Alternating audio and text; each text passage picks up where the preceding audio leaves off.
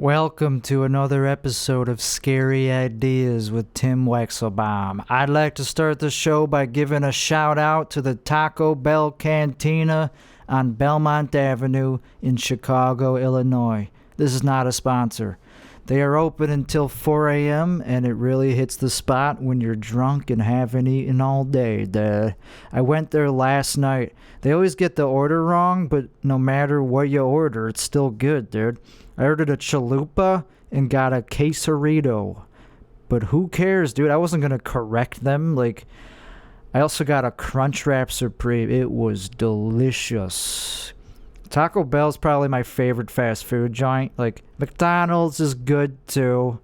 I like chicken McNuggets. Who doesn't? Also, I enjoy White Castle. Went there a couple days ago or something, and Burger King, yeah, I'm starting to change my mind on that. I had that a week ago. I bought $20 worth of Burger King and had it delivered at 1 a.m. The delivery was fast, but after eating about $5 worth of nuggets and chicken fries, I felt horrible for 2 days, and I had to just sleep it off. Anyway, I've been taking a break from doing this podcast because I just haven't had the energy. I'm doing No Nut November and also not smoking weed, which has taken away my motivation to be creative. Also doesn't help that no one listens to this and that I'm unsuccessful. It's normal for unsuccessful people to become weary and bitter, especially if you're a comedian. Not having a following as a comedian, that makes you feel unmotivated and underappreciated. Doesn't matter how funny you are. If no one knows or cares about you, you aren't really a comedian yet. But actually, I'm doing well. I did a show last night. Got paid $30. I went last, so I felt cool. Even though it didn't really mean much, I didn't do the best out of the comedians on the show, and I didn't even do the most time, so I wasn't I wasn't really the headliner. I just pretended I was. I'm pretty sure I heard the producers of the show say they lost money on it, but you know what? Some people did say they came mostly just to see how I do. Some other comics were there. They said, yeah, we just came to see how you would do in front of this crowd. Because it was kind of like a Christian crowd. Also, it was a dry show. So I had to pregame at home. Because I wasn't going to do a set sober. I'm just going through a thing where I needed alcohol. It kind of goes with this seasonal affective disorder of not having energy. It also goes with alcoholism, being an alcoholic. But I don't know, dude. The reason they wanted to see me how I do is because I have this reputation for being insane, and because I don't do the type of comedy that's typical nowadays. I'm controversial, dude. The type of comedy that is done at comedy shows is mostly what I call unfunny comedy. Or to put it more bluntly, cuck comedy. Dude, I have a new album out. It's a follow-up to my first stand-up album, which is called Making Dudes Laugh. That's on Spotify now. The new one is called Making Chicks Uncomfortable. And it was recorded in 3 months. I did comedy pretty much every night during that time frame. And recorded every set on my phone. I had over 170 sets from those 3 months, which I started doing right after the first album was released. So I decided to see if I could scrape together another 30 minutes worth of material for an album, and turns out I was able to. And the quality is probably pretty much as good as the first one, if not better. But I'm not sure because I don't really think either of them are good. Speaking of cuck comedy, here's a bit from the album. Give it up for Tim Wexelbaum.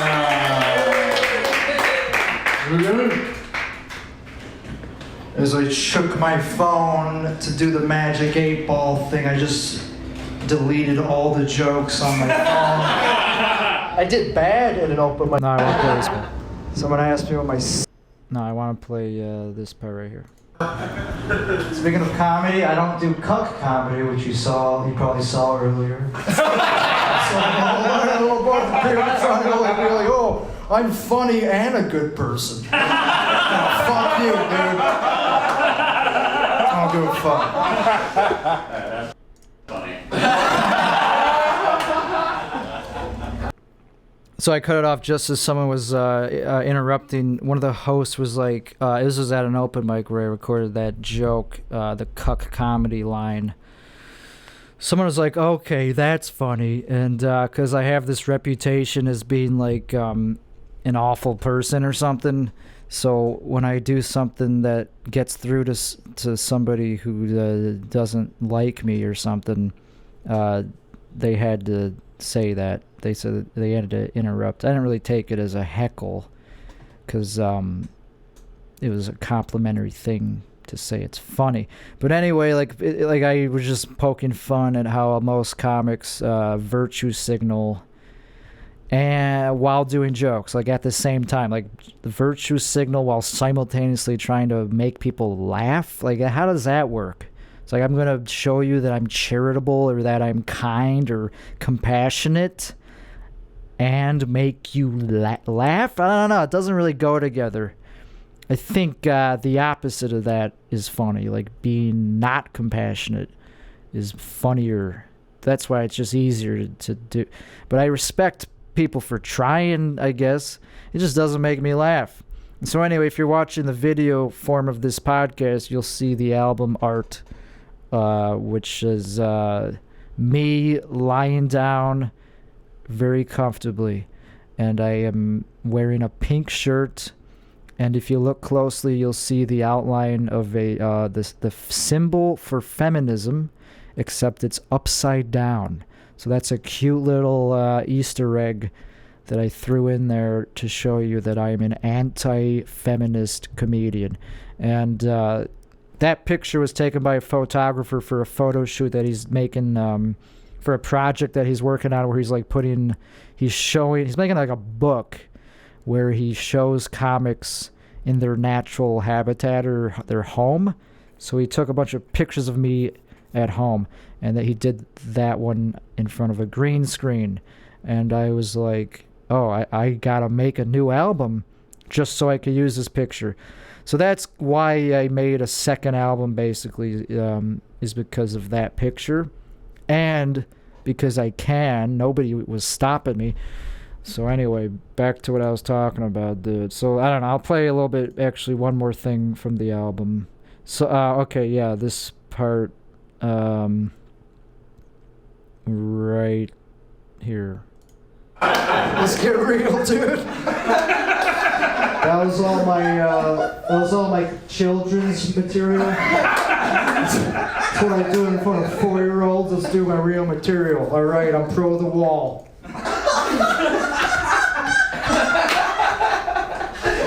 It's a good Pink Floyd album. I'm pro the wall. It's a good. All right, so this part, the reason that this bit is in there twice is to show you in like a weird documentary style fashion that sometimes the bit doesn't always work, or it led to me getting heckled. So here's where I say the same bit, but I get heckled. Good Pink Floyd album. All right.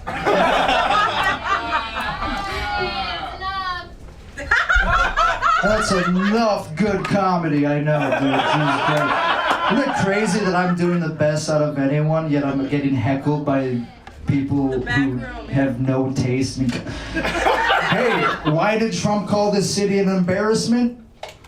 For a reason.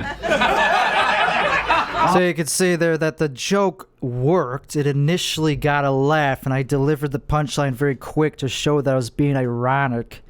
I was talking about it was a misdirect. I was saying I'm pro the wall, It's a good Pink Floyd album. So, but they didn't care about that. They didn't. But so the joke worked, and they still some people from the back felt the need to try to censor me. Like, all right, that's enough. And so of course I got kind of offended. Like, I showed my true colors by saying, yeah, that's enough good comedy. Like, isn't it kind of ironic that I'm actually doing well, yet someone's trying to, like, stop it? And then I threw in the line about how the city of Chicago is an embarrassment because Trump said that at one point in the past month or something.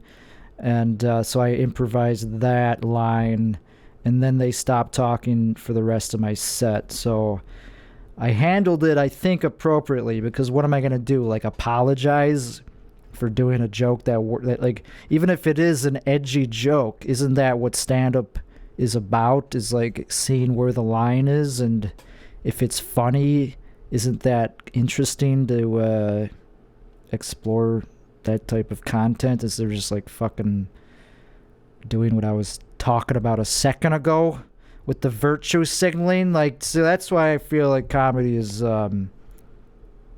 dead or dying or something. Anyway, so that was a little bit from my album, which you could hear on Spotify. Just look, yeah, it's on Spotify. And Tidal and Google Play and Apple Music, dude. So I think there are two diverging styles of comedy, dude, like, which people are doing today. Comedians, I guess, are doing... people who call themselves comedians are doing what I call cuck comedy or actual comedy. I do comedy because I was a funny kid, to quote Patrice O'Neal. And yes, I am comparing myself to Patrice O'Neal, dude. I'm the next Bill Hicks. I don't do comedy, like, because I want to point out how bad people from Indiana are, or because I'm mentally ill, or I hate men and I just want to spout off about that. Nah, dude. Or even because I'm a narcissist. No, I'm just funny and see things in a way that other people don't. Patrice O'Neal explains how anything can be funny. Like in this clip from 2007, which is still relevant today. Let's play some of that. Debacle. With me now, New City President Sonia Osorio. She took part in a recent protest calling for radio stations to stop supporting negative language in music and talk radio, and also our favorite stand-up comic, Patrice O'Neal. Oh, thank you, sir. Patrice, are O&A next? I hope not. I hope I wish JV and Elvis didn't lose their job or Imus. It's funny. This is the thing. He's defending Imus, the radio guy. This was like 13 years ago or something, where Don Imus, the radio personality, like, got fired for saying the line about nappy-headed hoes. So he was defending his right to still have his job, even though he was just making a joke. Right? So that's the premise. That's why he was on Fox News back in the day. Know her, but I'm assuming that she has nothing to do with funny. So I'm gonna speak as the expert on funny. Funny people should just be left to trying to be funny. What if they're not funny? Then you made a mistake. But how many times has how many unfunny rape jokes lead to rape? Like, I don't know how many jokes about rape there are. There's a lot. But your world is not funny. Your world is next on the big story. My world is people trying to be funny. Well, I mean, you think it's okay to try to make jokes about rape? I'm diabetic. I make fun of that. I'm a victim. I might lose a toe. But I'm trying to make fun of. I'm trying to make fun of anything I think I can make fun of. Sonia? You know, what's happening now is the marketplace. Okay. The marketplace is deciding what's appropriate or what's not appropriate. I think the nation is just tired. There's a new mood in the nation. What nation? The nation, you know. See, this is what people say now. They say, yeah, sure, if you don't like that, you have to, all right. We're tired of things that are just the nation is paper and you? I'm not the nation. I'm just speaking for me and funny. You're speaking for the nation, or you're speaking for... Yeah, you know why? Because I remember 6 years ago doing something against Anthony Openy because they were just so outrageous, and their violent images that they put out to women was just uncalled for. And now, I think people... You think they were trying to be funny? I think now people in this country... Do you think they were trying to be funny? Tired. You know what? I don't care if they're trying to be funny. That's what I'm saying. Why are you in that... I don't care if they're trying to be funny, but it's a comedy radio show. That's kind of the whole point. If you're taking that, if you're not listening to that point, then you're kind of missing the business. I've been to your show once, and it wasn't very funny being a woman. It was in your hilarious. Show, when you talked about... That's why she doesn't like me. I was in the paper with her, and the joke is hilarious. It's called The Angry Pirate. And the lady who wrote it in her outrage didn't even know what it meant. And anybody who read it laughed because they know what funny... You're not living in the context of funny. You're living in the context of fire. Have every right to be as funny. Yeah, see, this was like 13 years ago before cancel culture, and he's already like defending it in the most eloquent, relevant way that it's happening today. Like, people are getting fired from their jobs for just tweeting something, or 10 years ago, if you tweet something and it gets dug up, you can get fired. But if you're trying to be funny, why is that a bad thing? I don't know. Like, she's talking about... I'll just let Patrice do it, because you get where I'm coming from. I agree with Patrice. He's defending funny. I can't say it better than he's saying it. I have nothing to add. As they want, they can go out and try to be as funny as they want, make as much money being as funny as they want. This is what's happening. There is a change in this country. People are realizing they have an opportunity to speak out. And advertisers are listening. Radio stations are listening. Sonia, you're not talking to who I talk to. And you're not going to get paid as much money anymore. Sonia and Patrice, That's look what at it this. is. The marketplace. More is CBS speaking. radio firings. They've been on a tear lately. All right. Are they cleaning house, or is this the PC cops run amok? You know what it is, John. You know what it is while you're reading that paper. It's the PC cops run amok. Do you think she's a PC cop? Of course she is. She has an entire encyclopedia of her stance on it, but it's no passion involved. It's not a real... This is just what she has to say. We are outraged and fired and fired and fired. Name calling. I'm outraged. I am outraged. You should be outraged. I am a fool. Now, if I called you a fool... You got her. You know what? People are feeling a new sense of entitlement. Who are these to people decency in this country? Who are the people? A new How can sense you, of entitlement Patrice, here's my question. How can you justify a bad joke, a joke that isn't funny? Oh, wait a minute. Go ahead. An attempt that isn't funny, doesn't get any laughs, and is about raping the first black woman to ever become the Secretary of State of the United States. Don't throw that at me. Well, why not? The attempt is what I'm trying to fight for. The joke funny jokes and unfunny jokes are come out of the same birth.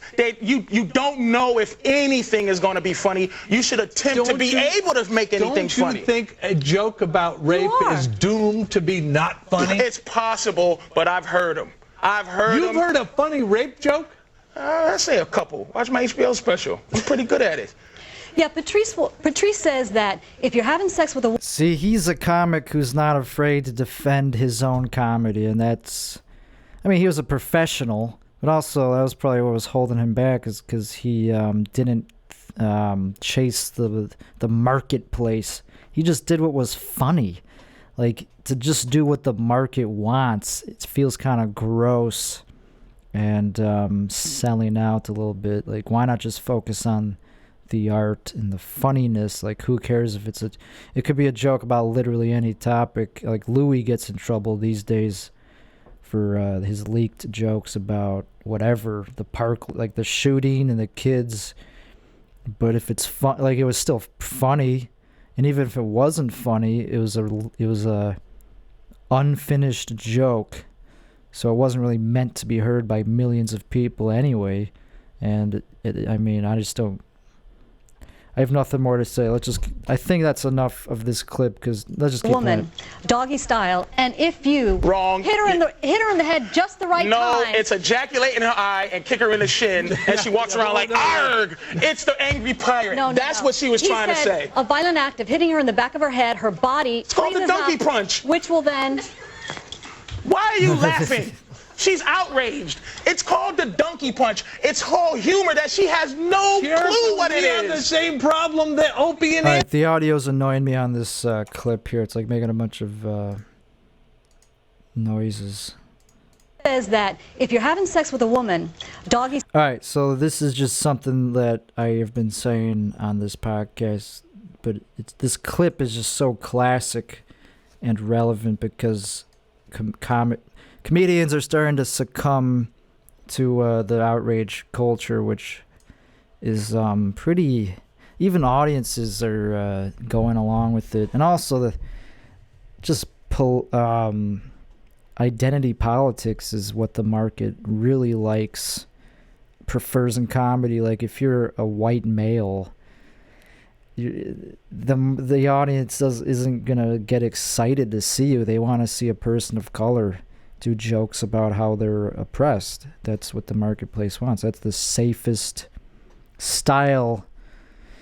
I can't call it comedy though. I just don't, because I don't think it's funny to be a victim. Like Patrice just said, like, yeah, I have diabetes. I'm a victim, but I still joke about it. That's the thing.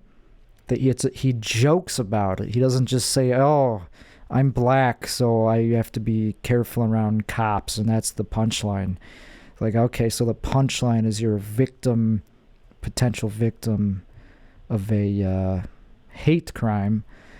And that's more scary than it is funny. Like, even if it's true or not true, it's just like you're just trying to like show that you have some victim complex and you're trying to gain power over the audience by doing that, or over white people. I don't really know. It feels like that. It feels like that whenever I see like a black comic do a joke about how they have to be careful, how the cops are dangerous. I feel like they're just trying to like gain authority over the crowd in some way, and it seems more like narcissism than it does comedy. Because even if that's true, like, yeah, if you are the victim of police brutality because of racial profiling, which is terrible, why do you have to make that your whole act? If you're not trying to gain something instead of, some kind of power from it or reparations or some payback for it. I mean, it seems kind of, I don't know. It just doesn't do it for me because I don't really do jokes that make me look like a victim. I just don't do that type of comedy. That's not cuck comedy. I don't have a word. That's just like virtue sick. That's just like victim mentality comedy. Cuck comedy would be like saying that like making fun of like people from a shitty state or a state that votes Republican. Making fun of Republicans is cuck comedy because you're showing that you are. No, here's a good. The opposite of what I was saying with the police brutality is saying that you have white privilege. If you do a joke about how you have white privilege, you're appealing to minorities and you're being a cuck by saying that you are that you're trying to check your white privilege, and that takes away power from yourself and from your individuality by doing that. And that's what I mean by cuck, because the word cuck obviously comes from the pornographic term cuckold, or just the sex term, where a man lets another man have sex with their spouse or their whatever, and that's a cuck. You're giving power to someone else. So by doing a joke about how white people are bad, but meanwhile you're white, you're lowering yourself on the totem pole in some way to give power to someone else, which is fine if that's what you want to do. There's nothing inherently wrong with that. Maybe there probably is in some political form because it just enforces racism, to be honest. But in comedy, there's also nothing wrong with that, because it's just like self-deprecation, but it's political as fuck, and it appeals to the political agenda of the left, and that's boring, dude. That's not, like, it's might have been funny the first time someone did it, but if that's, once you see it at every single comedy show, it gets old, is all I'm saying. So anyway, that was a good clip, though. So anyways, since I have albums on Spotify, I've been perusing the other albums in the comedy genre on there, especially ones from other local comedians from Chicago. And boy, do most of them suck. I just said mine were bad, so I don't mind critiquing other people's. I don't like when comics blindly support other comics, dude. Like, if someone puts out a bad album, it shouldn't just be a big circle jerk where they only hear positive things about it. I welcome criticism because I know I'll only get better. But in this segment for the rest of the show, I will be listening to other local comedians' albums, or just comedians that I kind of have seen around Chicago and have since moved to other places, just to shit on them unconstructively. I don't care if they find out, because most of them will never work with me anyway. I'm a controversial figure. They don't want to associate, and you gotta be crazy to work with me or to be associated with me. I'm willing to burn bridges for the purpose of entertainment, dude. I have the whole rest of my life to reconcile with people that I was mean to, dude. For now, I'm going to be a fucking dick. I think it's hilarious when an unsuccessful comedian talks shit about other comedians who are only just starting to become slightly successful, which is the ones we're going to do. So, the very first one that we're playing, that we're going to listen to, is by a comedian called Blake Burkhart. And I like him. I have no beef with him whatsoever. And I do think that this is a good album, but we're still going to critique the fuck out of it. Here we go. Ladies and gentlemen, give it up for Blake Burkhart.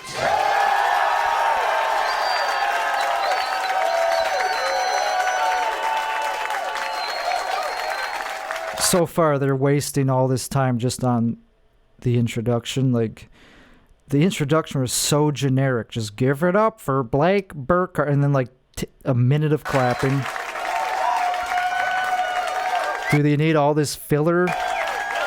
Mine doesn't really have that. My albums don't really have long, unnecessary clapping.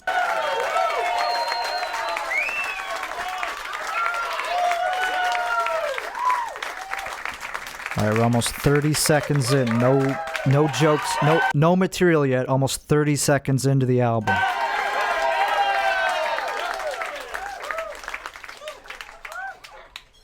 Pretty good fucking crowd. Thank you. Yes. So that was his opener. He just goes, pretty good fucking crowd. Like, is that... I liked his delivery, and I thought it might even get a laugh just because of his delivery, but it didn't really get a laugh. It just got like a, hey, okay. You know, you are a wonderful crowd. So in other words, I'm saying it could have been a little bit better. I don't know if you guys noticed what you did for me just now, but the host said my name. You all applauded, and now you are all very silent. Do you see? That's perfect. We don't always get it that good as comedians. I'll tell you a recent story. I performed at a comedy club last week. The host said my name, came on stage, everyone applauded, and they all got quiet except for one man who was sitting kind of like right where you're sitting, sir, like third row. He sat in the completely silent room with his arms crossed. I could only see his silhouette. When everyone else was quiet, he just said, "Hello, Blake." All right, so that was the first punchline, and we're a minute 13 seconds into the album. He got to his first punchline. I mean, could be a little better. That's all I'm saying. Could be a little better.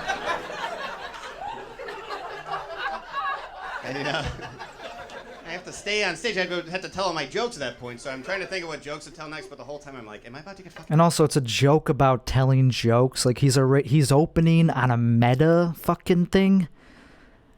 Murdered as soon as he tells of it? Why did he say it like that? It's fucking terrifying. Damn it. All right, let's get to know me a little bit, huh? Sound good? Unnecessary cursing. Do they have to say fucking and damn it? Like, I do it all the time, so I'm not... Like, that's a weak thing to point out, that he just cursed unnecessarily. It just looks a little bit amateurish to curse for no reason. But I like him. Somebody said yay. Yay, I love fighting. Little improv there. There you go. It's the thing that happens when people first meet me, they get to know me for a while. They always ask me the same question. They look at me and they say, hey, Blake, you on drugs? Are you on drugs, Blake? Why would people ask him that? When I get asked that, I always respond the same way. I look back at the person, I say, hey, listen, nowadays, what's even considered a drug, right? Like, what is a drug and what isn't a drug? It's hard to keep track these days. Like, for instance, say making love. How about making love to a beautiful lady? Is that considered a drug these days? And the other person always looks back at me and they say, what? Okay. What, Blake? That's solid. And that's when I go, all right, fine. To answer your first question, I am on mushrooms. All right, that's not how bad. I mean. Mushroom joke. Solid opener. Let's just go to... he has like two tracks called Offensive Things. Let's just do this second one. Who gives a fuck? I go with another offensive joke that I promised to tell tonight, even though I didn't want to. Here's that. Sorry in advance. So I work generally pretty far away from Chicago. I work in construction. I work far away. And so sometimes I take the Metro to get to these faraway towns, and also pretty often I take the CTA. And I want to talk about two major differences between these two.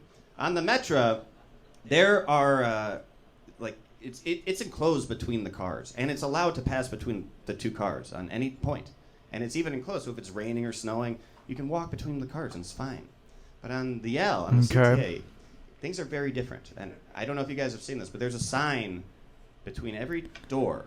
And on that sign it says, warning, do not open this door.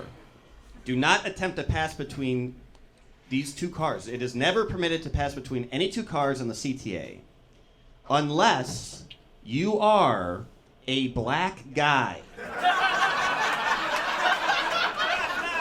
So this is a great bit. The only problem I have with it is that he's afraid to tell it. That's my only problem. He's late. He's setting up the joke as if it's offensive. It's not. Come on, just because it's racial doesn't mean it's offensive. It's like, oh, I can't talk about black people.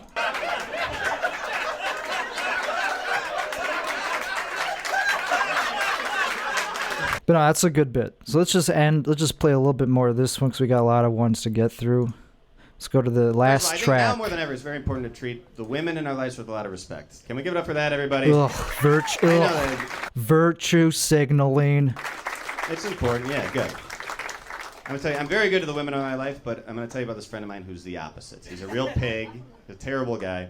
And the other day, he shows me a photo of a woman that he's recently been sleeping. See, he has to set up the joke to show that, no, I'm not really this person, but I am going to joke about it. Like, at least he's doing what he's going to do, but, like, you don't have to virtue signal. It just takes up time.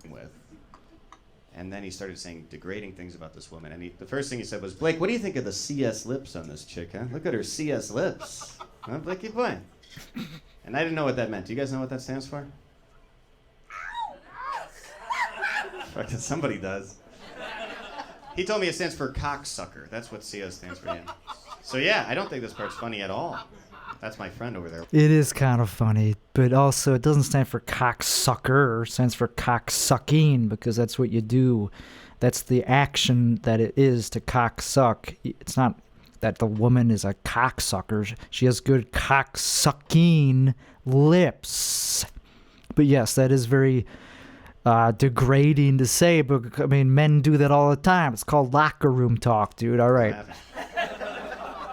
It's So I was very upset by this interaction. I can't believe my friend talks the way about women. But more so They're also called DSLs, dick sucking lips. than that, I can't believe that I forgot what CS stood for. That was the most upsetting thing. And that was weird for me considering that, see, ever since I was a young man, my absolute number one favorite novelist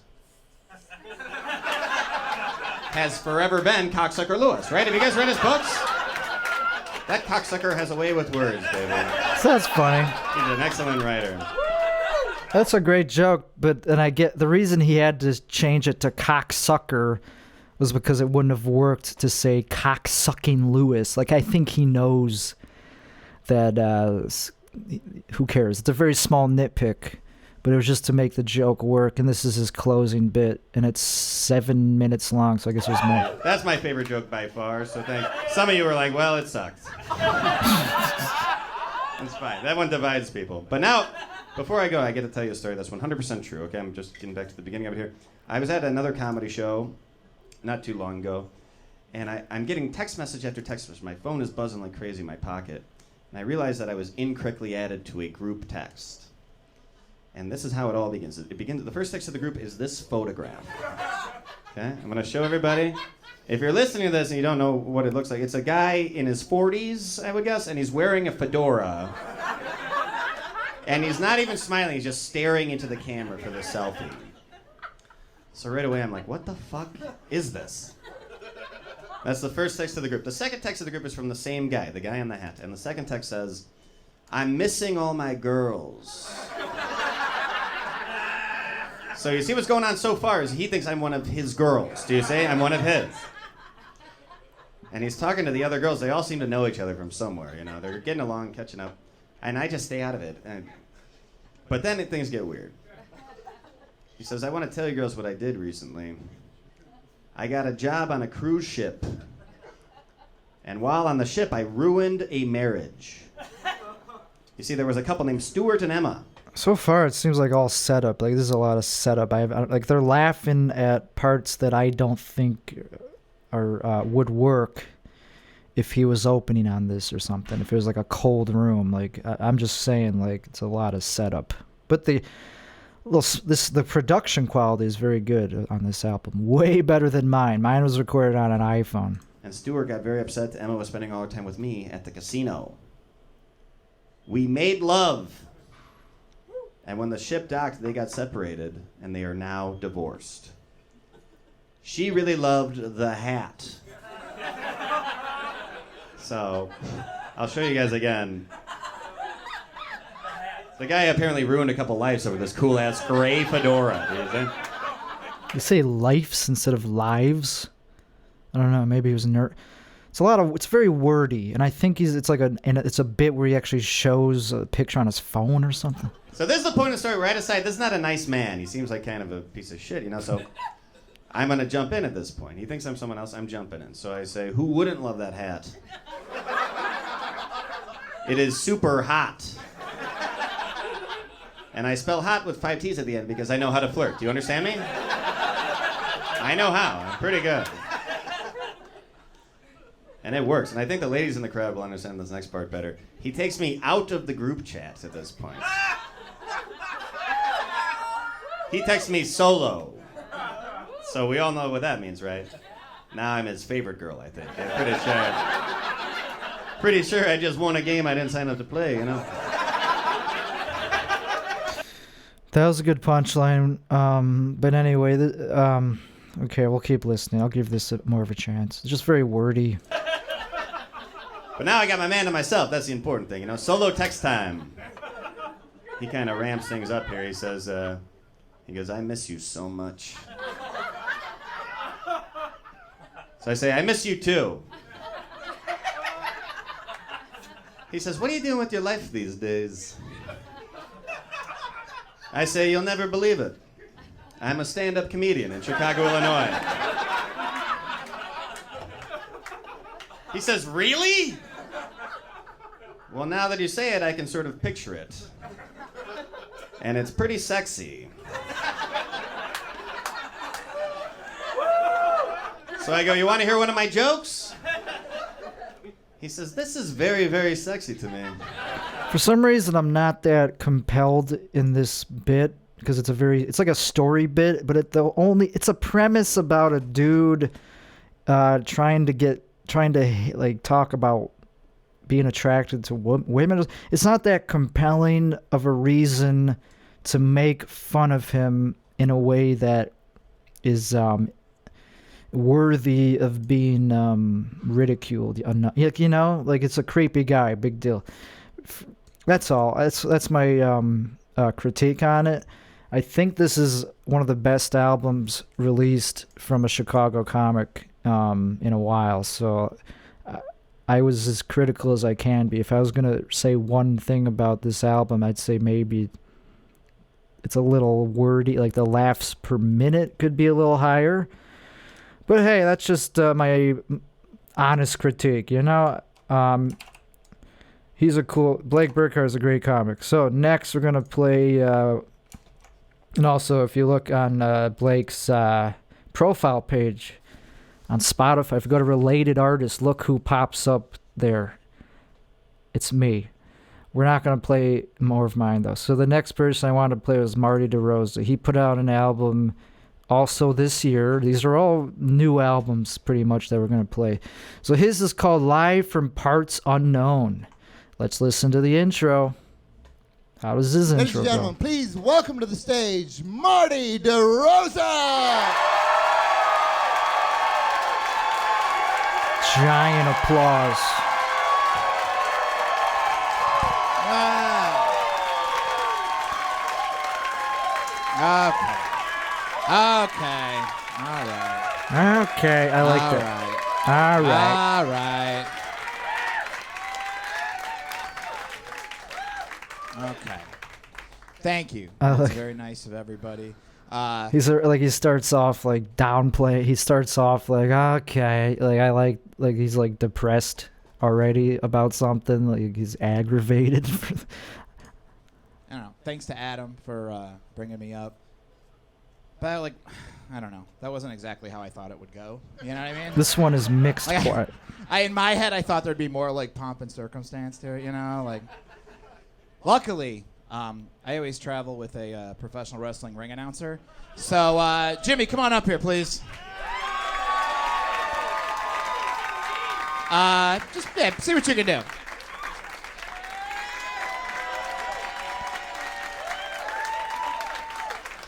Ladies and gentlemen, the following set is your main event and is scheduled for 45 minutes to 1 hour, depending on riffing and crowd work. Soon to be He does riff a lot, and he's a master at crowd work. So that was a good line to put in, and that was the first punchline on the album, and it wasn't him. It was some dude that he hired to do an announcement because he's a wrestling fan. He's a huge wrestling fan. making his way to the ring. I mean stage. Whatever, move on.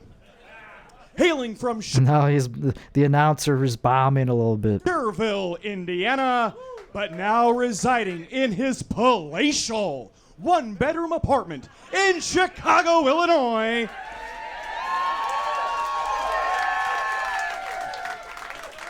He is a grown man who still collects wrestling figures. His showbiz accolades include numerous fast food and lottery commercials. Okay, that's good. That's good. That's fine. He is a former Trampoline Championship Wrestling Triple Crown winner. And he's performed at the Gathering of the Juggalos. So you know he ain't fucking around. Ladies and gentlemen, Marty DeRosa! Thank you. Yeah! There we go. There we go. Jimmy D, everybody. So that was Yeah. Okay. All right. So that was a very creative intro, and now he's going back to his downplaying. Like, okay, all right, I gotta do an album. This is work for me, basically. And also a small note on the production. This album was mastered much quieter than Blake's. So it gets a little too quiet on the meters. I could tell as I'm recording this podcast that it could be mastered a little bit louder, but who gives a crap? Yeah. I'm very hard right now. This has been, That's the first punchline that Marty did. I'm very hard right now. That's the first real punchline. I just call it a night. You guys have been great. Fuck yeah. This is so nice. This is my absolute favorite place on the planet to perform comedy. I love always performing in this room and like comedy clubs in general. I've done a lot of weird shows. I recently did a Christian comedy show. Yeah, did not go well. You'll see in a little bit. I should back up. I have a friend who's a born-again Christian, which is as awesome as it sounds. He sends me Bible quote text messages all the time. I don't know who the Fallopians are, but they're crushing it in the Bible. Just like, cool. It is weird when you get Bible quote text messages. I don't know what to do with that. So I'll send back like pictures of Stone Cold Steve Austin and be like, Austin 316. It's really all I know what to do with that. But I did comedy in the basement of a mega church. Mega church, my least favorite transformer of them all. So he's getting more rapid fire punchlines here. This is a very worked out bit. Anybody remember getting mega church that one year for Christmas, right? Because your parents didn't go shopping, so they went to like Walgreens the night before, and you ripped it open, and you're like, mega church. I don't even like Transformers anymore. I'm gonna start fingering girls. So yeah, this is a great bit. Yeah. That's what a lot of the dudes and some of the cooler women said in here, you know what I mean? We just made up our minds. The toys are going away. I'm going to start fingering girls, right? I remember the last day of school, I'm signing everyone's yearbook. I'm like, have a great summer. Don't change. Also, when I come back, I'll be fingering girls. And my English teacher was like, why did you write this in my yearbook? I don't know. I'm just putting everyone on blast that when I come back, I will be finger blasting. Also, now that I'm realizing, like, don't change. I'm in junior high. But it should have been like, please change a lot. Grow up, and then I'll finger you. But see how many punchlines he's squeezing out of this premise about just fingering people? Like, that's a worked out high, like a laugh every 9 seconds, basically. the show did not go well. Usually I'll check in with like the front row. You guys are all smiling like you're having fun. At this Christian comedy show, guy front and center hated my guts the whole time, right? He had his like arms folded, his legs folded, and every time I did a joke, he was mean mugging me like, I don't like you. I don't like anything about you, right? Then I finally said one joke, and it just put him over the edge. And he hit me with the most classic, hacky, old-school heckle of all, right? He goes, don't quit your day job. And I was like, oh, sir, you're not going to like this because for my day job, I work at an abortion clinic. So he did not, like, pause. He did not wait around to get to the punchline. He just went, the setups were so smooth that people were just laughing at the setups, but he knew where he was going, and he got right to the punchline of the abortion clinic thing, because this bit is so polished.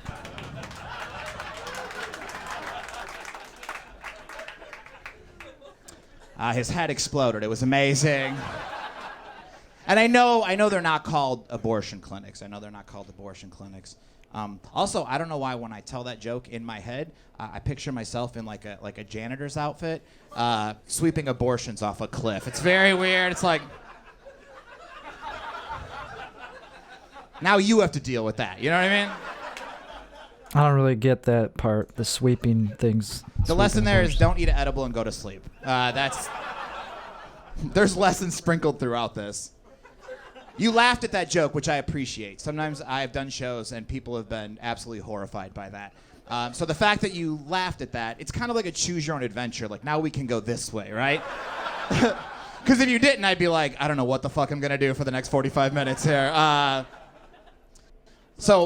Let's just see what he ends on. Like, this album, I'm a fan. Like, I'm not going to really find any weaknesses. Maybe let's try to find something that I could critique about it. So far, it's probably the best one we're going to play out of all the ones that we're going to play. Maybe not, because I have some others. But definitely a fan of this guy. Oh, man. This has been a super lot of fun. I want to thank everybody. You've now all officially been to more of my shows than my dad, which I appreciate. I don't want to bum everybody out, right? Like, at the end of the show, if you feel inspired, feel free to say, like, I'm proud of you, son, or son, I'm so proud of you. Like, play with it, make it yours. At the end of the show, not right now. Not yet. I said at the end of the show. At the end. Not yet, guys. There's still just one more thing. We gotta really fucking give it to my dad real quick, and then I can't tell if that was planned or not. I think it wasn't planned but how did two people just randomly heckle him right after he said not to? But I think it was unplanned because he was like, no, I gotta get to the fucking bit. we'll get out of here. Yeah. So this is like my stepdad trying to outdo my real dad. And then that sounded like that was a improvised riff, which is a very good. That's how good he is at crowd work. If it was, which I'm pretty sure it was, improvised. This tug of war is amazing. Divorced kids get 2 comedy shows. There you go. See, even more. He just added on to it. See how brilliant that is? He just double tagged an improvised 2 little punchlines that were really smart and witty that he just off the cuff. But anyway, I do want to thank, and when I say that my dad's never been to any of my shows, we still talk. Like, we talk on the phone. The last time I talked to him on the phone was actually a couple weeks ago when we were talking on the phone, and he told me that he won the presidency of his condo association. So, big news in the DeRosa house, you know? He's like, it was a landslide. I'm like, there's 6 people in your building. Calm down. Pump the brakes, El Presidente. Mm-hmm. But I didn't even know that my dad was running for political office. Like, had I known, I think I might have taken out some local television time. I don't know if condo association counts as political office, but I think he knows that that's probably part of why it's funny. The TV stations in Cherville, Indiana, right? So in between, like, Maury Povich commercial breaks, I think I would have ran a negative political ad against my dad. The way I picture it, it's like a black and white photo of my dad disheveled going to his mailbox, and then there's ominous music, and then I'm the narrator, and I just go, Mike DeRosa's never been to one of his son's comedy shows. He almost went 6 years ago, but stopped for Indian food and quote-unquote lost track of time. Did you hear how perfect that sound cue was, dude? There must have been someone, like, just at the sound booth just anxiously waiting to press the button, and they nailed it. When Marty was a kid, Mike drove the family to Florida for vacation. Halfway there, they stopped at a hotel. That night, Mike asked, "Is everybody sleeping?" And when nobody answered, he put on Skinamax. That was great. Marty was awake. The timing, you guys been great. Thank you so much. The timing of that was so good, dude. Yeah, that was a good closer, dude. You know, dude, so tight. So this album is tight, and I don't know, it's an hour long or something. Doesn't say how long it is, but I'm pretty sure it's an hour long. So that was the second album from a local Chicago comedian. Now we're gonna do a third one. It's very new, released this year, just like a week ago or something. This week, by Kristen Toomey. Let's critique.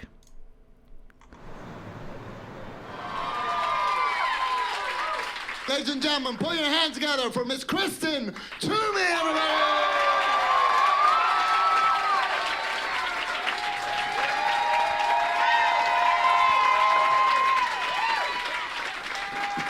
Oh my God, we made it! everyone. Thank you so much for coming out. Her voice is already kind of annoying. Like that's the opener. These gaggle gals. So she's opening on crowd work, I think. Look at this. Hello, sir.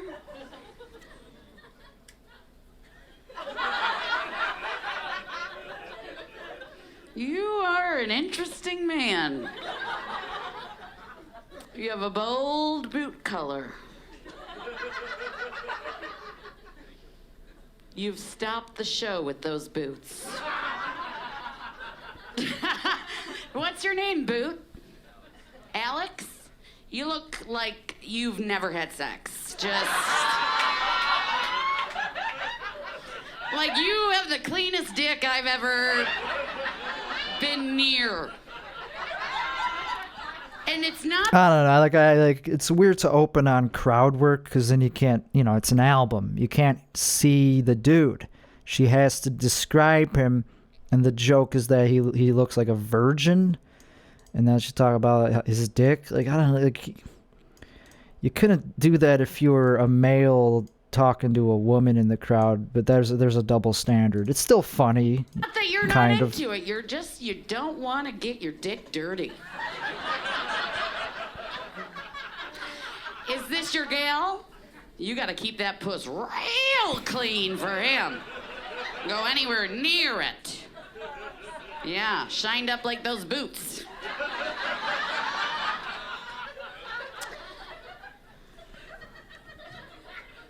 I'm a Christian comic.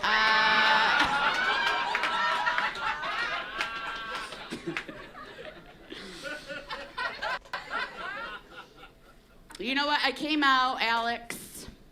So that was the first track. It was her going after, just like making fun of a dude about how he has a clean dick. It was clever. And then she said she's not a Christian comic to get a laugh. But yeah, that's fine. It was a fine punchline. And I attacked your shoes. And I'm sorry. I was trying to distract from my camel toe. I was like, haha, look at his shoes. Don't look at my fat puss.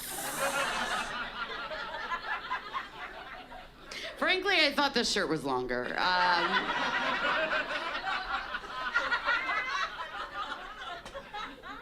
But here it is.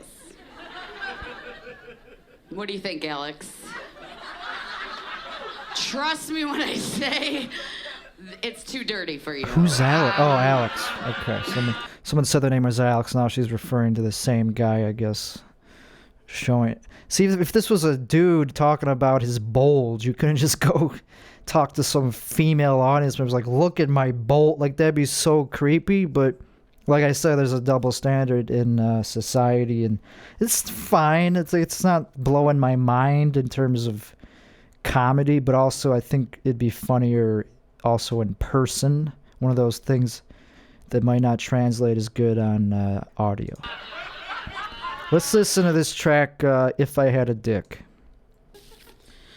Let's get into the actual material. I think about having a dick. Do you think it would look good or no? I think so. Not permanently, but like for a day. I just want to try it out, Just walk around, stick it in shit. Not shit, but maybe shit. Because I feel like a dick is like, you could just wash it off. Shove it, it's like a cool thumb.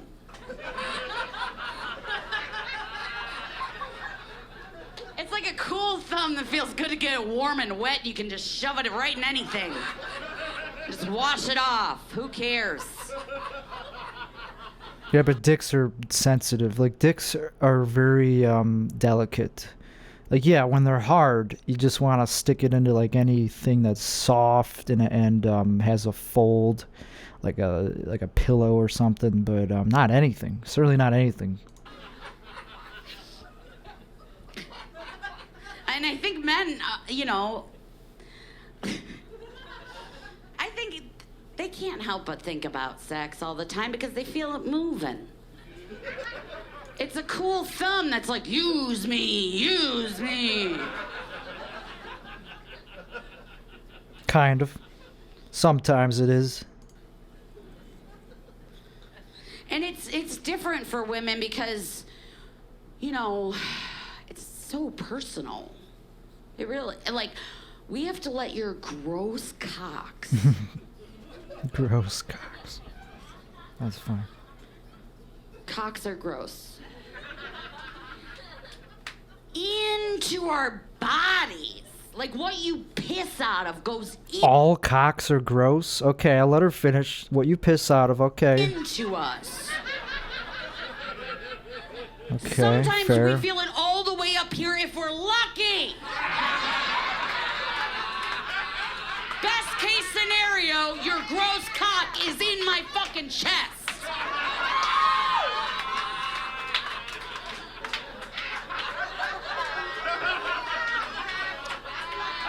So because of that, our pussies are just like, we like sex, but we're just like,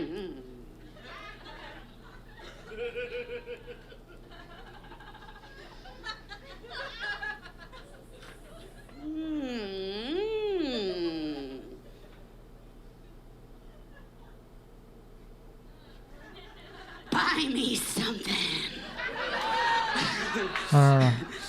Invest in me.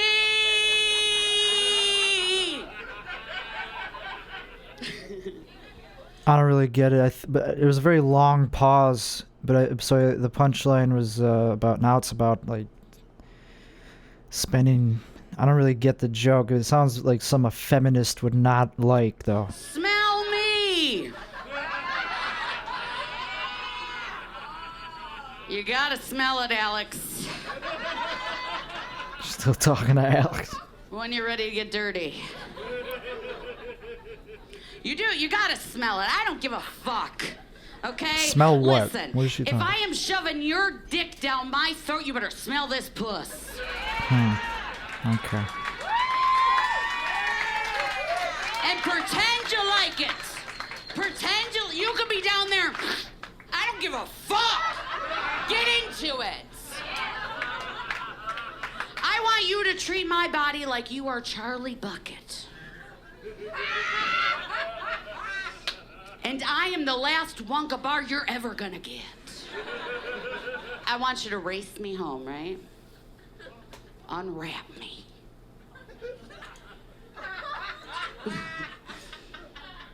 And then I want you to share me with your grandpa.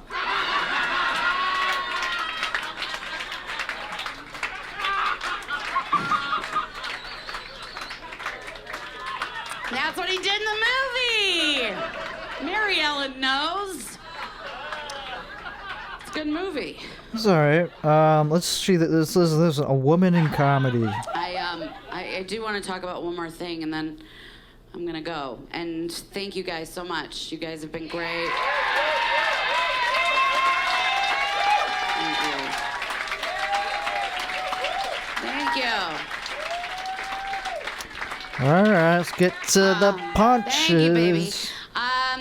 Okay, so I get asked this question all the time, and it's a bullshit question. So obviously, to compare and contrast, obviously Marty's album a little bit more. It seems like the laughs per minute, a little higher than this one, and I'm just being honest. I think laughs per minute are a good metric to have a high amount of.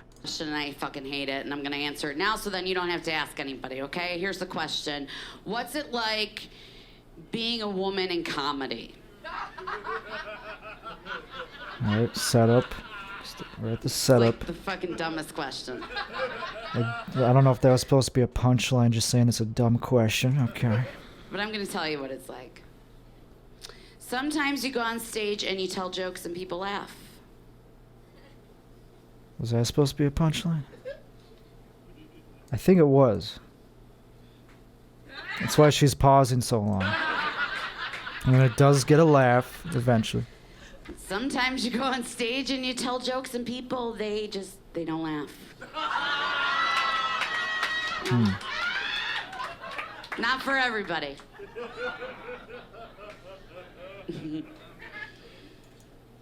And sometimes you do that while you are bleeding out of your body.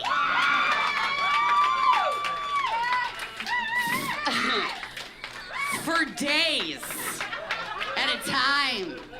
And you can't talk about it. Oh no, you just squish.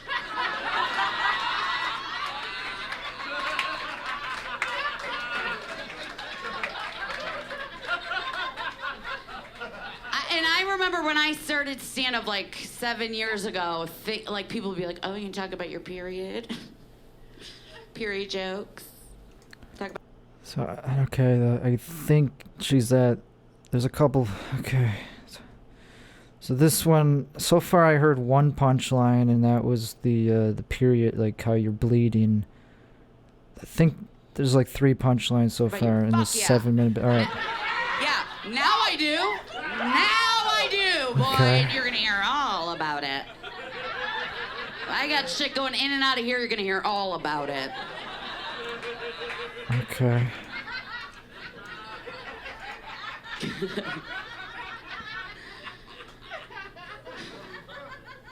I like to think like, what if men had periods? I think it would be one of 2 ways. I think either it would be like, have you ever seen a man with the flu? Just like my husband is the toughest man, but like when he gets sick, he's just.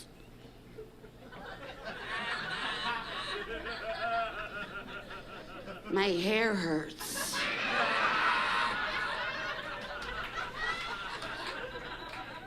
The wind hurts my skin. And I'm like, your hair hurts, really? I've been bleeding for like 6 days. And I gotta wrap it up in toilet paper and shove it at the bottom of the garbage so you don't get sick. So go fuck yourself. Your hair hurts, you bitch.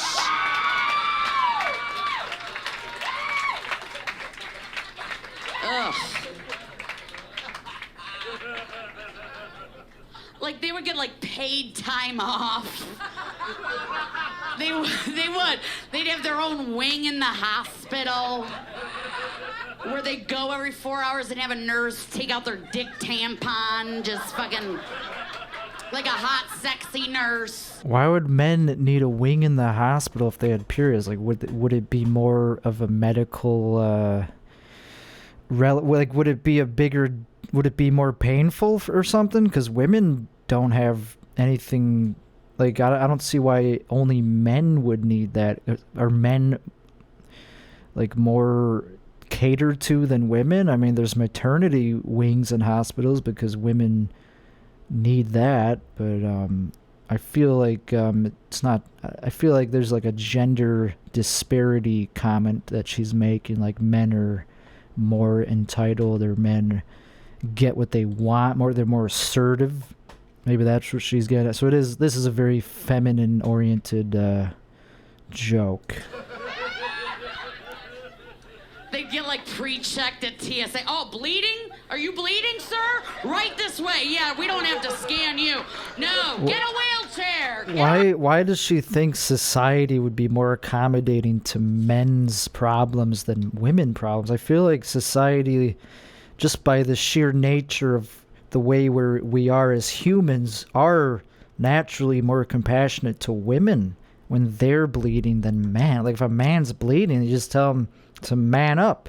Like men go to war, they get blown up. They so do women, I guess, but men typically are the ones who go to war and get beaten up and like fight. And like, why would we be more sympathetic to men? I just think it's a false premise. Wheelchair. Man has his period. Make way. They put you on the cart with the beep, beep, period. This man is bleeding a lot out of his dick hole. It's a crisis. Frankly, what a hero. that he came out to ride in this cart. Everybody clap as he passes for the man with his period.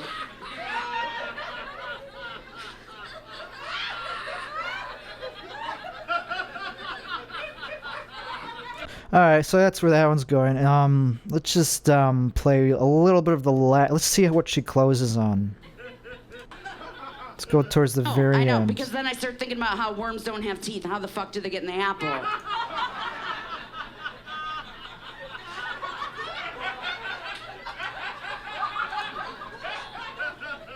And then, like, your weird dick feels like worms with teeth. We're not fucking tonight, so get your weird cock off me. I like when she says gross cock and weird cock. She has a great delivery. I love when she does that crude word play, whatever you want to call it. I'm tired of coming on the toilet. That's my point. It's cold in there.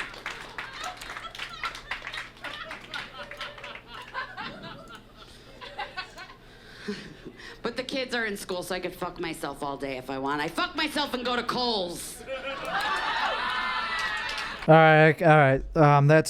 That was Kristen Toomey. Let's go to this one. I don't know this comedian personally, but I think they apparently they are in Chicago or from Chicago, but either way, they put out an album. I don't honestly know what their pronoun is. They might go by they, them, so let's just go with that because I am progressive. Anyway, their name, or whatever, this one I think I hate this album, so I don't know. I think I'm gonna hate it.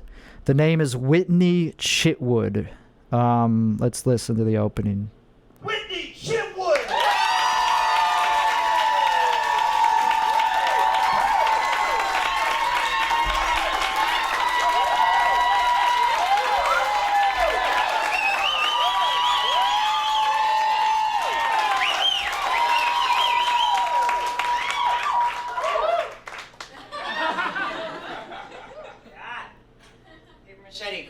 How are you feeling? I'm feeling very woo too. Let's make a record. I've been touring a lot. I'm already cringed out. I think that's a cringy way to open an album. Let's make a record. Like, ugh. I've been touring so much. I've been on the road a lot. And I went to this place recently called Wolf Park in Battleground, Indiana. Has anyone been? Yeah. Whoops. Well, she's already shit on Indiana, which, as I mentioned in the intro to this episode, a lot of comics like to shit on Indiana for some reason. Okay, so the two people who have gone, they know. But for the other hundreds of people who don't know, hundreds, that was ambitious.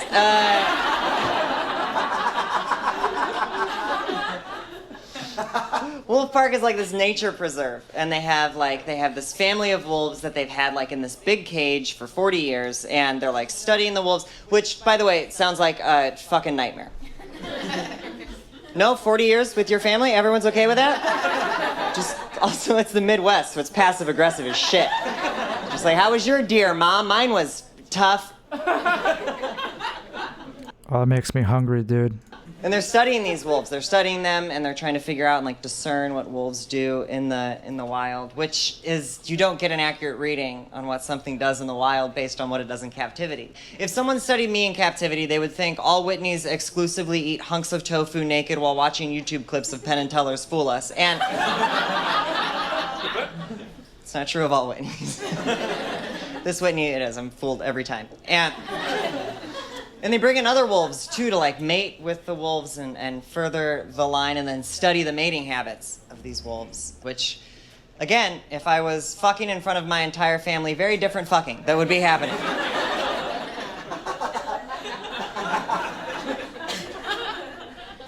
Some of you aren't laughing.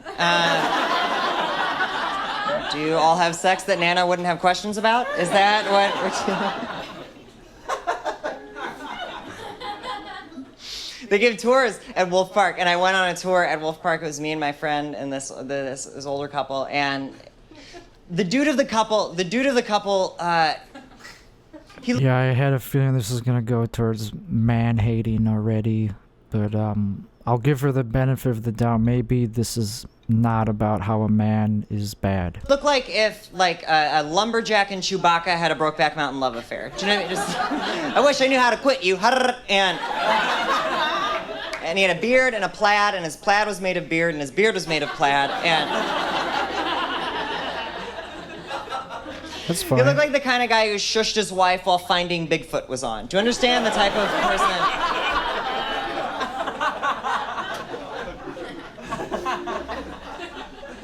Which, by the way, Finding Bigfoot, stupidest name for a show I've ever heard. They don't ever find him. Also, if someone found Bigfoot, you wouldn't find out on Finding Bigfoot. You would hear it on the news.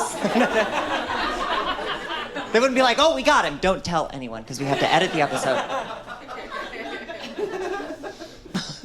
Also, I don't know who has time to watch these shows where, like, people look for... I think Finding Bigfoot should just be called a bunch of white dudes screaming into empty forests. That should be what Finding Bigfoot is called. This dude, you could see in his, like, little fucking eyes. You could see he loved that shit.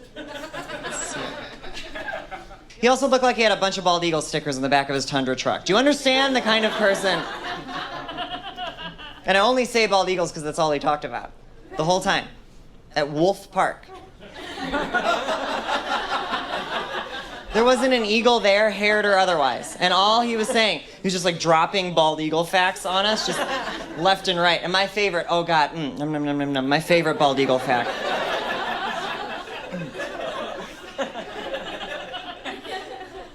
He said the two major killers of bald eagles in Indiana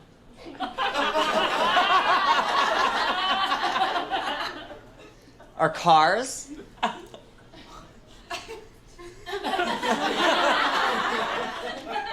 No. There's not an epidemic of Honda Civics with eagle corpses in their grills. And the second major killer, he said, were windmills.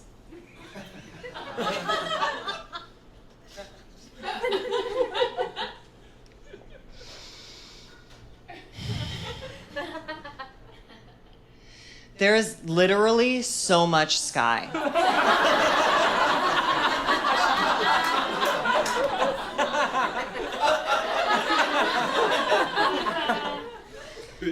If a bald eagle is killed by a windmill, I don't know, clap for the bald eagle. It did what it wanted to do, I guess. Blaming a windmill in a bald eagle death is like being angry at a game of double dutch. Like, you see that shit coming. Like, it can't just hang you. That's not how...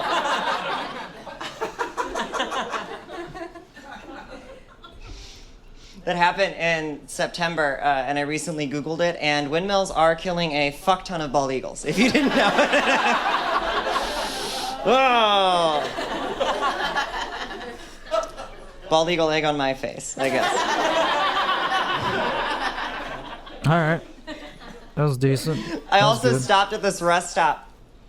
It was like on I-80. Let's skip ahead. Let's do a bigot, a baker, a They gave it a really wedding interesting cake time, maker. my sister's wedding, and because there was this case before the Supreme No, Court. let's listen to this one called Pig Daddy. So I'm like not like other girls. I'm really gross. You know what I mean?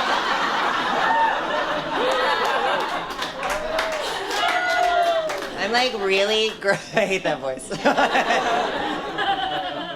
I have this weird relationship because I love that voice, but I hate it. You know what I mean? Because I don't understand it. I don't understand that like sexy baby voice. It's like I'm an inquisitive toddler. Come fuck me. It doesn't make any sense.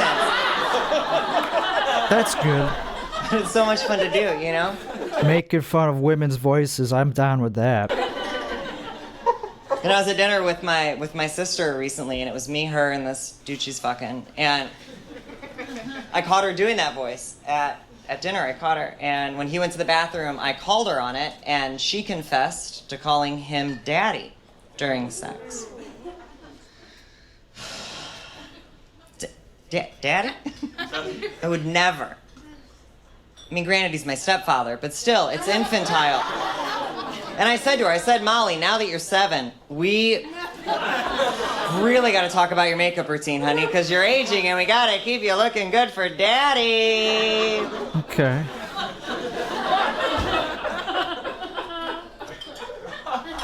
That joke always takes a nosedive towards the end. I'll be honest.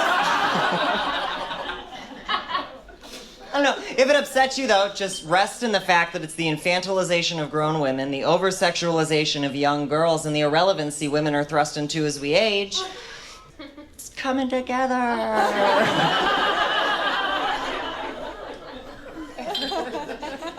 Form a Venn diagram of comedy. She's actually a grown-ass woman, my sister, by the way. She's a grown-ass woman. She goes to Christian college, and that's her favorite joke. This is not for. This album is so over my head. Like, it's. I feel like there's a lot of smartness and intellect behind what she's saying, but I happen to be more into just straight to the punch and, like, just punch whatever. Punch down, punch up. Be crude, but she's making me think too much. Ever written. So come on, you guys. I'm doing the Lord's work here. She's great. When I was living at home, actually, my sister got married. She got married. She was 20. They knew each other for a year, so it felt soon. To me, a little bit, it felt soon. Set up. But I didn't say anything, so I wanted to be supportive. Get to the punch. And then she sent a text message to every one of us in the bridal party asking us, just like, if you were an animal, what kind of animal would you be? And someone texts back, I'd be a cat, because I'm sassy. Someone else texted, I'd be a golden retriever because I'm loyal. And I texted, I'd be Chicken Little because I think this is a fucking disaster.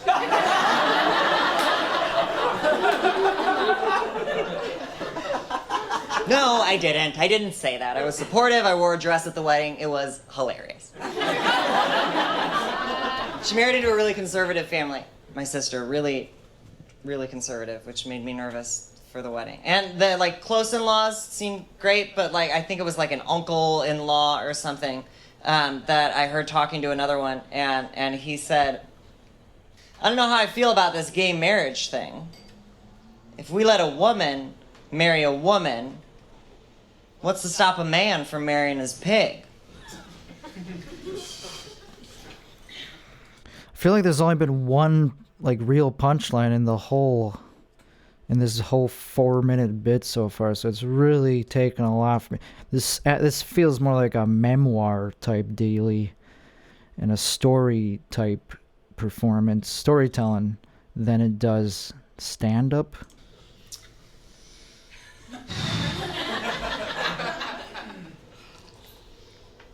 And obviously just poking fun at conservatives and men, like, the whole time. Like, it's not... There's some self-deprecation in it, too, but that's fine. But obviously this is not my favorite album. I don't know why he's so terrified that pig fuckers are going to inundate local legislature with marriage certificate requests. I don't picture pig fuckers the settling down type. Kind of think it's the point. Fucking a pig is the lack of commitment. I don't want to be swine exclusive, though, when it comes to any interspecies intercourse. I don't think the future's on your mind, you know? I feel like her punchlines are just throwing, like, intellectual, like, analysis. Like, it's not doing it for me. Like, she's just fighting bigotry with intellectualism in a way that tries to poke fun at it. But it's hard to see it as what I prefer, because I like people who are not precious about comedy. Like, sometimes it's great. Like, Bill Hicks was precious, and that's why people don't like him, because they go, oh, he's just preaching, dude. And I kind of agree, and I like Bill Hicks. I love Bill Hicks. He's my favorite stand-up of all time, but also he was funny, so I don't know. Like, those bits that Bill Hicks does about, like, acid and like how shit, like alcohol's a drug. Like he winds up the delivery in such a comedic way where, yes, it's preachy, but it's through the filter of pure comedy as well. So I don't know. That's why he gets away with it, I guess. But that's also why people don't like him too.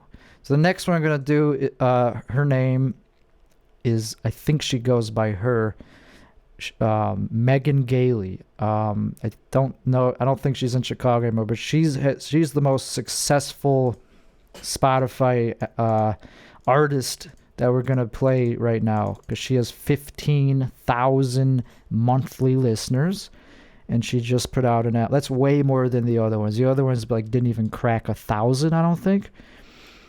Her album called "My Dad Paid for This" came out this year, and man, it's just gonna be hard for me to get through because it's another extremely female-centric, man-hating. Like, it's, I don't know if it's virtue. It's probably a lot of virtue signaling too, and just like I'm. Okay, let's just play this track. It's called "In Indiana." I wonder how this will go. I didn't realize how much I cared about Indiana until Marsh closed. I was crushed. Like, truly, people were like, do you know them? I'm like, no. I just don't want to live in a world where Kroger's the only option, you know? Grocery store? Thank you. I still have my little car. I was in a cookie club at Marsh. Don Marsh, big old fat old man. He had an elevator. His house was 2 stories tall. Fuck yeah. That's the type of lazy, rich human being I want to aspire to be. Do you have dip in right now?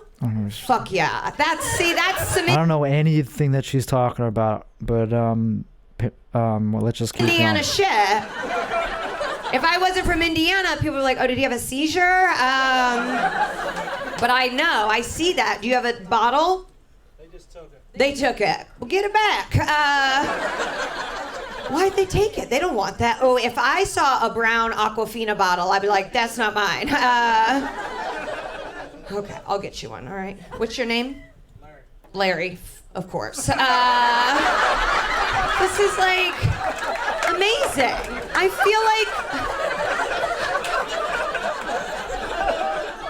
feel like a casting call went out and they were like, we're gonna need a big motherfucker dipping in the front row. Oh, he's dipping? You're great. Tobacco? Okay. I'm not in need of security in my career yet, but if I ever get to that point, you're it. What's your wife's name? Nikki and Larry. Amazing. You guys are married. That vocal fry, oh man. Congrats, amazing. Why does that irritate you? Yeah, just wild so that you're much? dipping and he's having a martini. Truly a meeting of the minds. Would have loved to see your guys' bachelor party. Looks like some sort of like slutty Minnie Mouse. Oh boy, yeah. I get too wild when I'm here. I always drink too much. I was at a party on Wednesday and they just had this giant vat of hot cider. You could just dip a cup in it. Just dip a cup. And it's like, ladies, we were raised, like, you don't ever take a drink from a stranger. Never. And then it's like you put it in a crock pot and we're like, oh, fuck it. All right, I can't take much of this one, so let's just play a little bit more. Let's just try this one. I have one friend who's single left. And if you're listening to this, it's not you.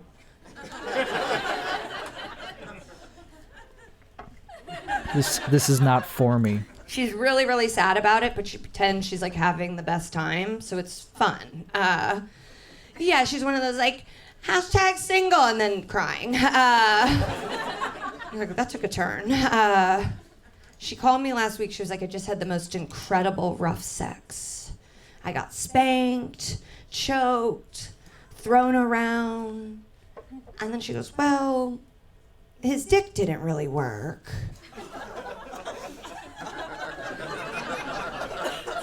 I'm like, oh, you just got beat up.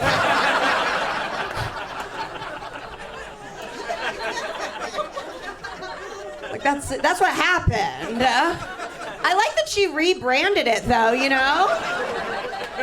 It's fun. Like her delivery is so like condescending and like joyous in a way that shows you that she is like it's ironically joyous to show that deep down I do hate men, but I'm gonna deliver it in a fun cadence to get women to really go along. Like that, but is it funny though? She finally put that marketing degree to use, but that is not what happened. I'm like, you didn't have rough sex, you just had rough. You missed the best part of the rough sex, that's the actual sex. That's like having diarrhea and you didn't even get to go to Benihana's. I say that as someone That's a punchline. who truly loves Benihana's. Kind of. Flush out that system, you know? I was performing at a barn in northern Wisconsin. I'll do autographs after. And That's good. they emailed me ahead of time and they're like, we just want to warn you that you might not do very well here because our audiences don't respond positively to female-centered humor. So I was like, okay. Let me take off these tampon earrings. I was like, what do you think? You think I'm gonna give birth on stage? I'd send an email. I'd be like, bring towels. And then I started to get really offended because I was like, I don't feel like my jokes are female-centered. I just don't think it's like that anymore. I don't think it's that cut and dry, like pink and blue and trucks and Barbies. It's more like that than ever. It's more divisive. There's totally a market for only female catered sense. I mean, how could you not be aware of your own attraction and your own brand? How are you not self-aware? I am self-aware of my brand, and I'm not anywhere near as wherever. I don't do that many gigs compared to her, and I know for sure that my brand is more male-centered. Like, I like tons of stuff that's traditionally Women hate me. masculine. I love sports. I love chicken wings. I love tricking people into going down on me. So this is where it gets a really... Is she kidding? So I think she was being ironic when she said she's not female-centered, because now she goes right into man-hating material, saying that they trick all men, or not all men, but men. It's a stereotype that men trick people and they're going down on them. Like, okay, yeah, it's some dude. But it's just not. It's just so. It's too hateful to be funny, and you're generalizing too much. It just seems more evil than funny to me to suggest that it's a stereotype for men to trick people for something so evil. I'm a good dude.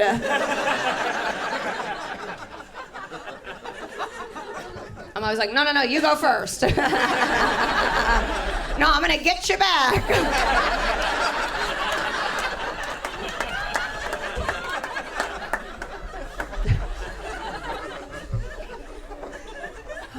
It is a... So maybe the joke is not that it's sexual assault, it's just that men like to get the women to go down on them first and they don't get them back. So that makes it less insidious. very strange time. It's weird. It's a weird time for all of us. It's definitely a weird time for men. Are you guys scared? Boo, you should be. We fucking hate you. No, I'm kidding. You're fine. You're fine. I'm sure some of you are fine. I love, we're not all bad. We're not all bad. Of course you're not all bad. Some of you aren't rich enough to be bad. Okay. I don't think all men are bad. Definitely not. I do think men that get their own last name put on jerseys, they're bad. Yeah, if you have like a custom Pacers jersey that says Kowalski on the back of it, you fingered someone while they were asleep. Yeah. I don't want to get in a lift with you. No. I get why her tone works, though. Like, I get why people like this. It's because she has a good delivery that's, like Like it's her delivery, just the sound of it, like she's saying "fuck you," but with a smile and in a snarky, fun way. And I don't think she's deep down that hateful. She's acting as the conduit for people to get excited for the current zeitgeist of the Me Too times. We gotta call out men. You might as well do it with cleverness, and a good sense of humor. I remember the first dick I didn't want to see. That's a children's book I'm working on. Teaches kids about colors and shapes. It'll be pop-up like, oh my God.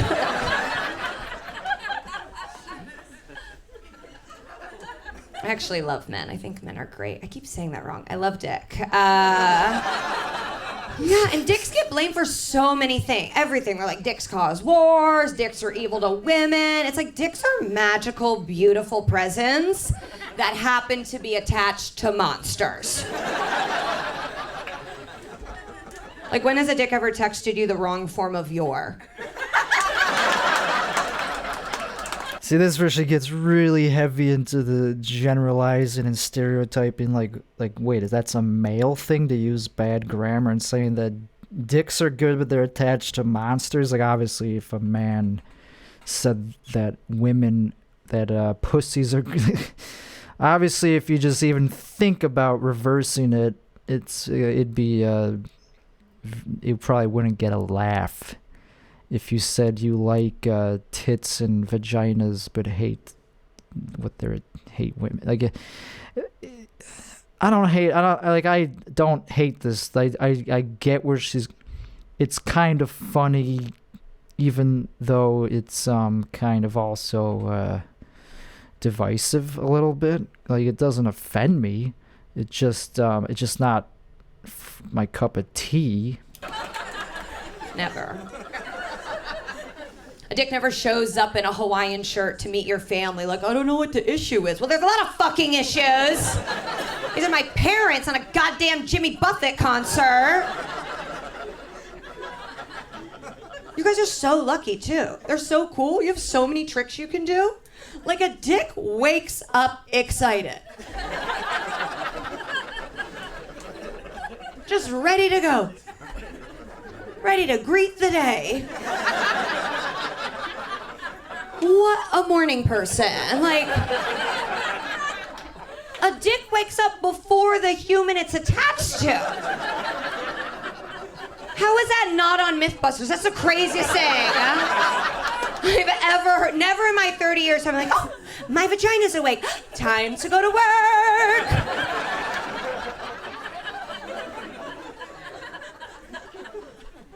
I used to live in New York. That's like... All right, that wasn't bad. This is I can't take much more of this one, but it's not as bad as I thought it was when I heard it like a day ago. I think I'm just jealous that she's successful more than I'm not. That's where the bitterness comes from. Like who cares if the mark, like... I think it just bugs me because why I do women hating material all the time. So who am I to judge someone who does man hating material? Let's listen to this guy, Sam Norton. I think he used to be I just know him from seeing him like around Chicago back in the day or something. He has an album out called White Noise. Let's listen to a little bit of this. I don't know if I could take much, because I know that I just know I'm not gonna like it. I just heard a little bit of it, like liberal white knight snowflake. Like it's very like laying into the virtue signaling thing, I guess. But let's give it a chance. Let's listen to this track, White Guilt. And she's taught me a lot, and I love my in-laws too. I know I'm supposed to be like, my in-laws are fucking assholes. No, I love them. Like I call them mom and dad. They're great. And now the first time I met my father-in-law was rough, and that was more of a cultural thing, not a personal thing. Because I'm white trash. We already covered that, right? And my dad is Chinese. And when I say Chinese, I always like, he was born in China, speaks Chinese, fucking full-blown Chinese, okay? And when he came here to Chicago to visit for the first time when we were living here, and I wanted to impress him, right? He's like, let's go out to dinner. I'm like, we can go down to Chinatown, right? Like, let's do it. Oh, now I'm hungry for Chinese food. Jesus. Show you how I could use chopsticks. I was real ignorant, right? I'm so hungry right now. So, for all of you who don't know Chicago, right, it's very segregated, unfortunately. And it's very white on the north side, very black on the south side, where Chinatown is. So, the first time I ever meet my father-in-law, within the first 24 hours of knowing this guy, this is the scenario I find myself in, right? We hop on the train, start going down the south side, right? And I'm sitting there on the train. My wife is right next to me. My father-in-law's standing up. And then there's like 35 black people going home from work.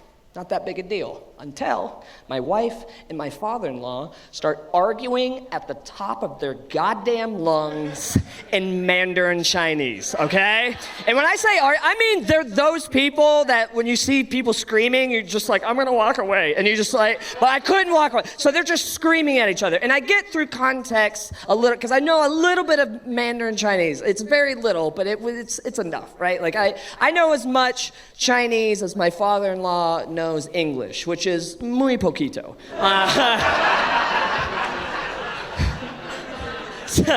So I get through context, my father-in-law was saying something like, I don't want to get off on this stop, because if we get off on this stop, we're going to have to be walking back and forth, right? Now, I know he was saying a lot, because in English, where we say or that thing, in Mandarin Chinese, they say the word ne ga. Oh, yeah, okay. Cool, you guys feel uncomfortable. How the fuck do you think I felt, okay? Well, now I like this. This is the best track so far. You're safe in a goddamn comedy club. I'm surrounded by a bunch of black people in Chicago with this fucking haircut. Everybody's looking at me like I trained a 50-year-old Chinese man to hop onto the train, point to everybody like, oh yeah, no, nega, just make it look like I trained him to call everyone the N-word. Everybody's like, what the fuck, cracker? I'm like, I just met this motherfucker. Kill him. I don't give a shit. So that's the first time I laughed in quite a while. So this is a good bit. And I love how the audience is like you could tell they're like uncomfortable that he's saying nega, whatever. Like he's not saying the N-word even, but he's saying something that sounds kind of like it. So the audience is such a bunch of pussies. Baptism by fire. Yeah, that was good. I thought it'd be like I thought it'd be like dumb. I thought it'd be a bad bit because I did not give him a chance at all. So that was good. Let's just listen to a tiny bit. Fuck, I don't know if I could take much more of this, dude. I should have eaten more than just what I'm on a fast right now. Who cares?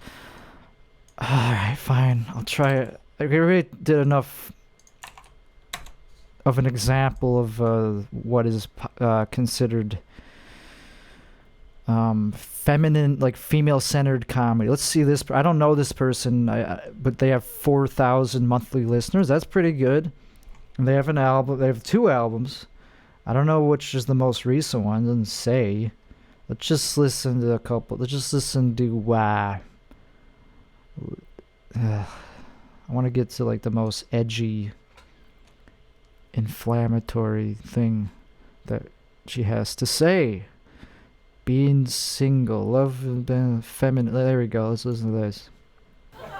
I am a feminist, and I understand why no one ever claps when I say that. I do. Feminism's not very popular. I think feminism's not very popular because feminism is not very fun. We have a bit of a recruiting problem right now. It's not that it's not popular, it's that people don't know what you're gonna say. They just think you're gonna like start authoritating or something. Misogyny is very easy to recruit for. All I have to do is be like, hey, do you like boobs? Come with me, I know a place. Oh yeah, they're gonna show them to us. That's misogyny? A feminist can't really make that offer. It's more like, hey, do you like boobs? Well, I'm not going to show you mine, but I have written a poem about their power. No? No one? Misogynist, much better t-shirts. I saw one the other day that said, I may not be Mr. Right, but I'll fuck you till he gets here. That's great. Concise, hilarious. How's that misogyny? Just horniness, just like wanting to fuck somebody. I mean, I don't know. The previous couple albums ago, they were talking about how dicks are magical objects attached to monsters. So obviously, it's what's the opposite of misogyny? I mean, no one accuses women of misandry just by saying that dicks are nice, you know? So why is it so bad to say that tits are nice? I don't know. Not effective, but concise, hilarious. If a feminist wore that shirt, it wouldn't be nearly as catchy, right? It would just be like, you may not be Mr. Right, but I also don't believe in the concept of there being one right person for everyone, as people's needs evolve over time, and we all possess a certain amount of nurturing characteristics that are often socialized into us along gender lines. By the way, if we got married, I would not take the last name Right. And anyway, would you like to fuck? That is way too much writing for the boob area of a t-shirt. A true feminist would never let you finish reading it.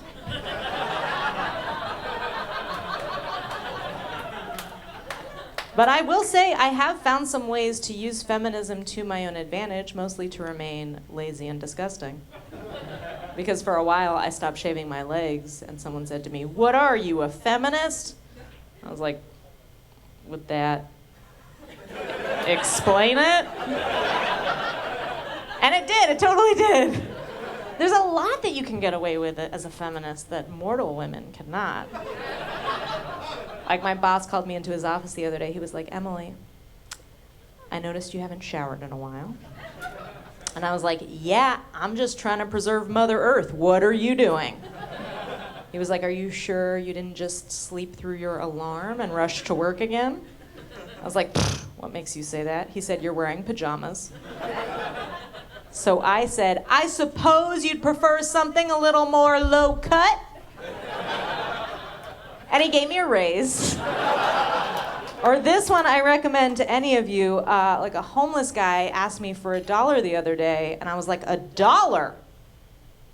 How about 76 cents? Because that's how much a lady hobo would make doing the same job. Shit, that's such an easy joke. Like, I mean, like, she's doing the delivery, like, she's obviously making it sound ironic, but, like, I think she also kind of means it. Like, there's an underlying moral compass being exposed here. Like, she's not making fun of feminism. She said she's a feminist, and she's also making all these surface level jokes about it.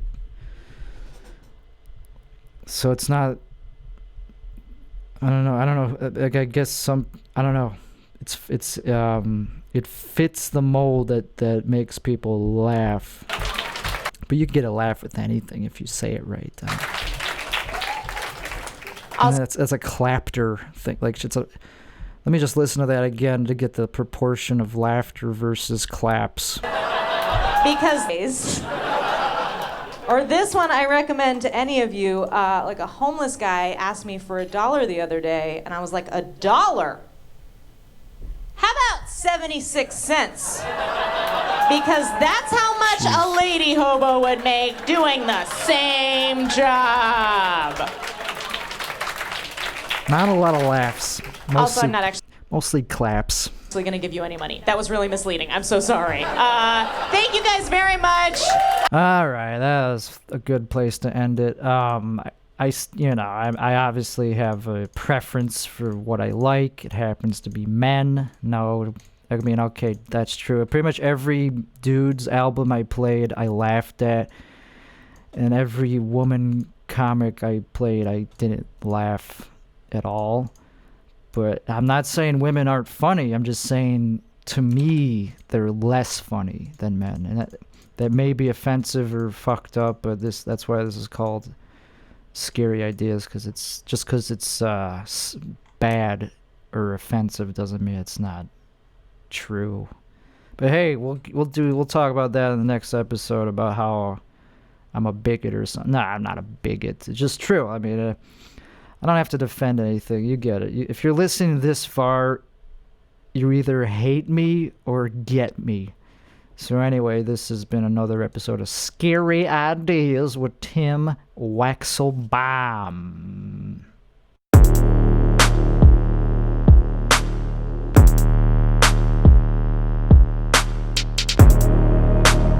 The Sergeant at Arms will restore order in the gallery.